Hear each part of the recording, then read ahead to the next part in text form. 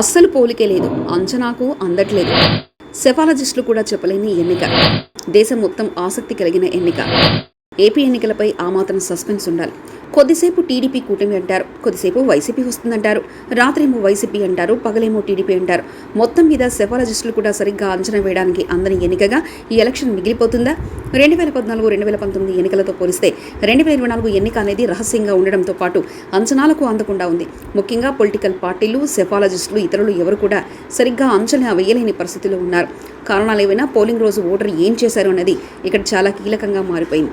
ఈ నేపథ్యంలో 2024 ఎన్నికల్లో ఏం జరగబోతుందో దేశం మొత్తం కూడా ఆసక్తిగా ఎదురు చూస్తుంది. ఆంధ్రప్రదేశ్ ఎన్నికల్లో పోలింగ్ జరిగి దాదాపు పక్షం రోజులవుతుంది. మరో 6 రోజుల్లో ఫలితాలు వెలువడనున్నాయి. అయితే అంచనాలు మాత్రం ఎవరి వాళ్ళవే. ప్రధానంగా కూటమి అభ్యర్థుల్లో టెన్షన్ మాత్రం పీక్ స్థాయిలో ఉంది.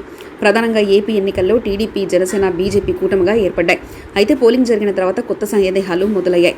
జనసేన 21 అసెంబ్లీ స్థానాలు, బీజేపీ 10 స్థానాలు, మిగిలిన స్థానాల్లో టీడీపీ పోటీ చేసింది. 144 స్థానాల్లో జనసేన, బీజేపీ ఓట్లు ఏ మేరకు టీడీపీకి బదిలీ అయ్యాయో లేదా అన్నది మాత్రం ఇప్పుడు తెలుగుదేశం పార్టీలో హాట్ టాపిక్గా మారింది. సోషల్ ఇంజనీర్ కూడా ఈసారి ఎన్నికల్లో ప్రధాన పాత్ర పోషించింది రాజకీయ విశ్లేషకుల అంచనాగా వినిపిస్తుంది. అభ్యర్థులను బట్టి కూడా ఓటర్లు చివరి నిమిషంలో మనసు మార్చుకున్నారన్న వార్తలు అందుతున్నాయి. కూటమి గెలిస్తే జనసేన అధినేత పవన్ కళ్యాణ్కు ఉపయోగమని భావించిన కాపు సామాజిక వర్గం నుంచి ప్రజలు మాత్రం ఎక్కువ శాతం జగన్ పార్టీకి వ్యతిరేకంగా ఓటు వేసినట్లు విశ్లేషణలు అందుతున్నాయి. అయితే కొన్ని అసెంబ్లీ నియోజకవర్గాల్లో టీడీపీ నుంచి కాపు సామాజిక వర్గానికి చెందిన అభ్యర్థి లేకపోతే మాత్రం ఇక్కడ ఓట్లు ట్రాన్స్ఫర్ కాలేదన్న వార్తలు కూడా కూటమి నేతలను కలవరపడుతున్నాయి.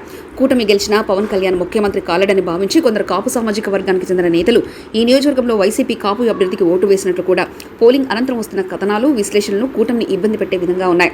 2014-2019 ఎన్నికల వేరు, 2024 ఎన్నికల వేరు. 2014 ఎన్నికల్లో ముగ్గురు కలిసి పోటీ చేసి విజయం సాధించారు కదా, అదే కాంబోతో వచ్చినందుకు ఈసారి కూడా విజయం తథ్యమని భావించడం అంతకంటే పిచ్చి ఆలోచన మరొకటి ఉండదని చెప్తున్నారు.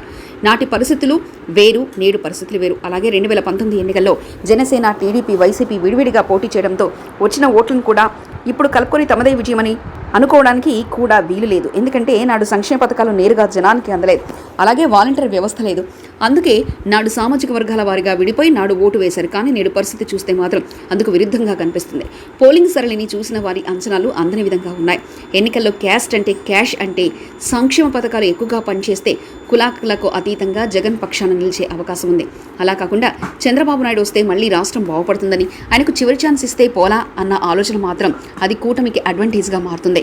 మరో విషయం ఏంటంటే చంద్రబాబు ఈసారి తాను ఇచ్చిన హామీలను ఖచ్చితంగా అమలు చేస్తాడని, అలాగే ఆయన అభివృద్ధికి పరుగులు పెట్టిస్తారని నమ్మితే మాత్రం కూటమికి తిరుగుండదు. దీంతో ఏ పార్టీ అధికారంలోకి వచ్చినా స్వల్ప మెజార్టీతోనే ఈసారి వస్తుందని యథార్థం.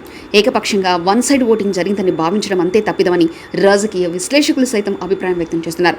మొత్తం మీద ఏపీ ఎన్నికల ఫలితాలు రాజకీయ పార్టీ నేతలు మాత్రం కుదురుగా కూర్చొనివ్వడం లేదు. మరిన్ని కథనాల కోసం సబ్స్క్రైబ్ చేసుకోండి మీ అక్షర శిల్పం.